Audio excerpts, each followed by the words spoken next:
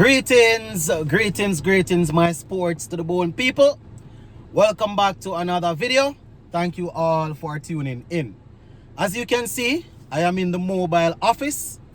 Just want to talk to you all a little bit before I go home from work. Now, I am still on this topic about the CPL last night. Now, I posted a video this morning. And there are, I see a lot of debates going on in the comment section. A lot of people sharing their opinions and stuff like that. I'm gonna talk a little bit about that. Plus, Andre Russell, he posted something on his Instagram that, boy, I don't know. I don't know if CPL will have a problem with him participating next year. I don't know if they're gonna have a problem with him, because what he posted on his Instagram was a bit I don't know if I should say out of character. He's not usually somebody that comes on the internet and and says certain things. But according to him, it feels as if he was robbed and used a whole lot of expletives in describing the situation. So I'm going to share that with you all. Let's give a listening ear until the end and let me know what you all think in the comment section. Alright, so based on what happened last night, my people, I spoke about it this morning.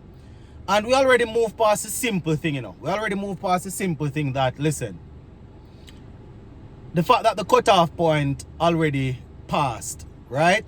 And the players went out there. Then, more than likely, it would mean that the two captains agreed and they went out there and played, right? That is what the average cricket fan will think. People that watch the game and know that when you're making certain changes, then the captains would be the ones to say, all right, they would go with it.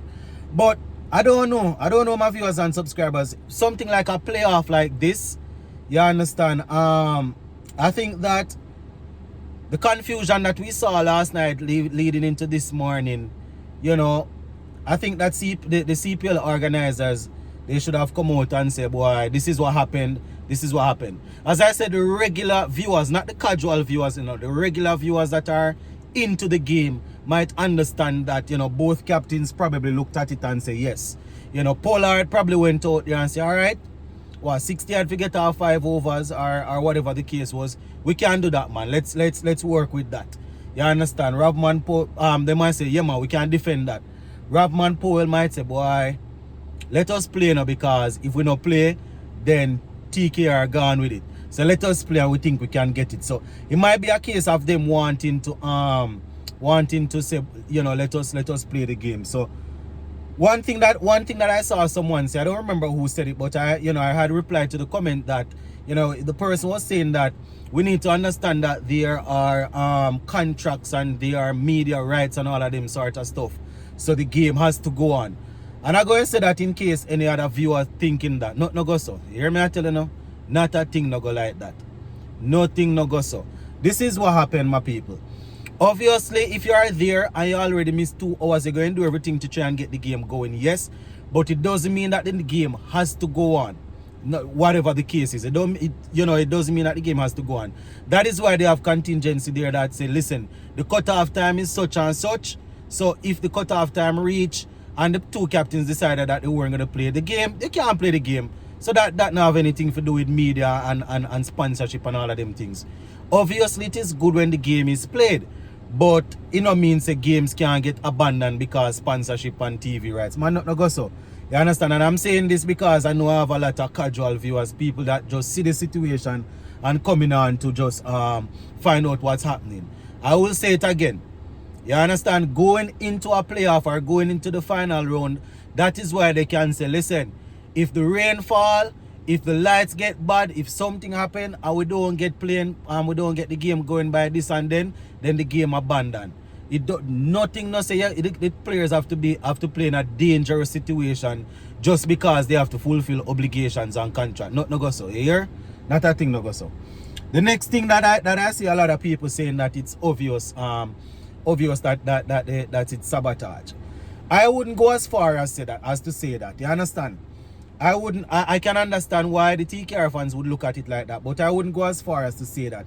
And my reason for saying this is, you know, after the cutoff time, there is no way the game could go on if they are that, unless the officials and the people in charge force them and say go on and play. You understand? Generally speaking, the teams have to agree. You understand? The dressing room, the teams, the captains have to agree and say let us go and play.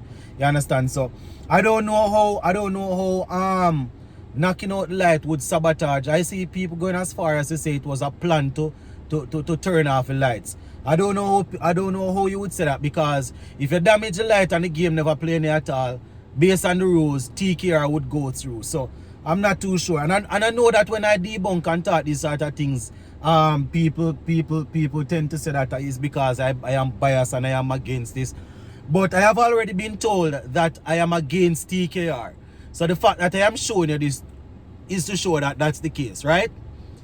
How is it that a man would decide that halfway through the game they're going to mash up whatever and turn off the light, when they know that everybody know that going in, if the game don't play for whatever reason, then TKR going to go through? You understand? Nobody knew that after the past, you know, the cutoff time, they would still boil it down.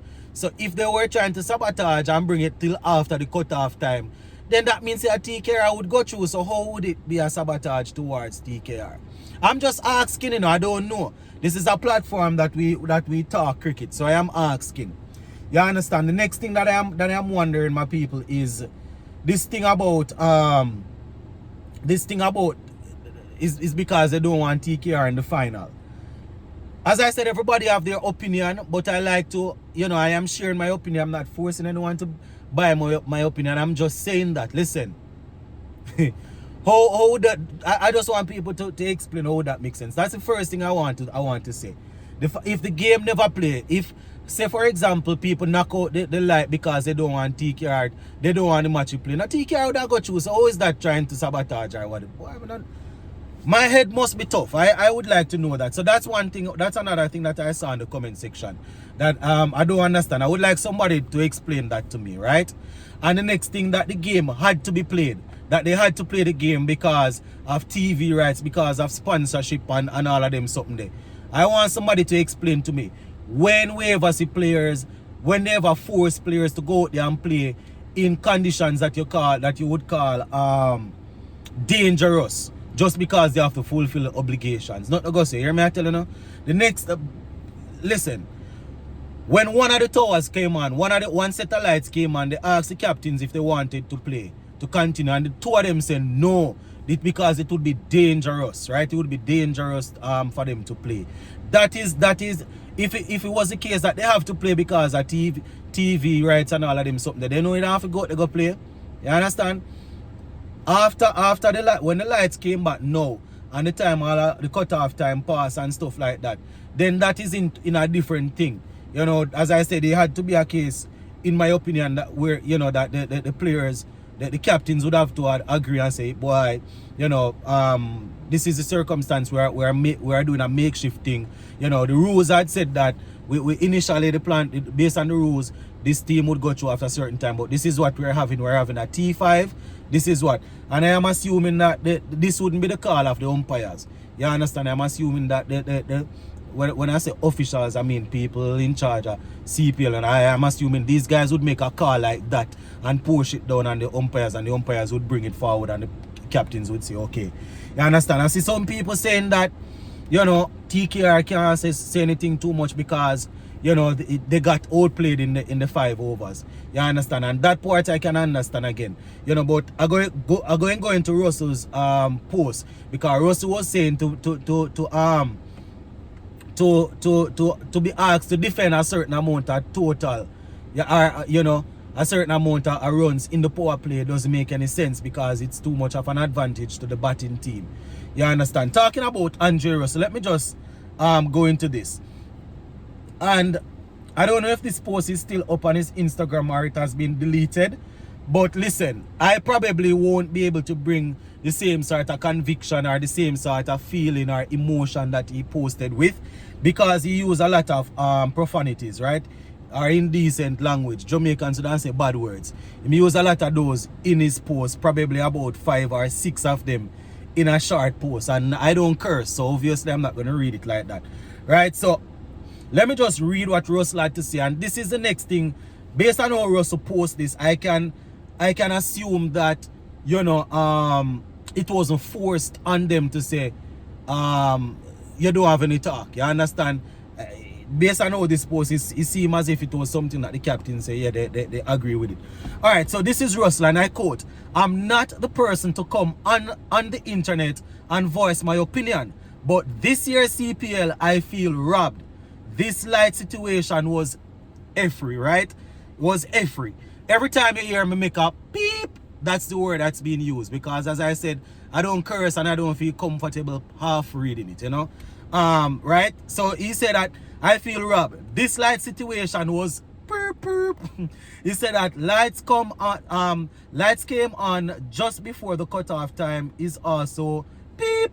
And then 60 off 30 balls is also a bigger beep. And yes, Andre Russell said it right is right. Beep, beep, beep. But I guess it's just pure beep a go on. Right? So him say I guess it's pure beep a go on. So as I said, the light came on. I think I was saying that the light came on right after the cutoff time. It came right before the cutoff time, but you understand, they would have to make the changes. You would have to bring significant changes based on what happened. You understand? So it's really strange, my viewers and subscribers. It's really strange. I just wanted to post that. So just let me know what you are thinking in the comment section. Big up.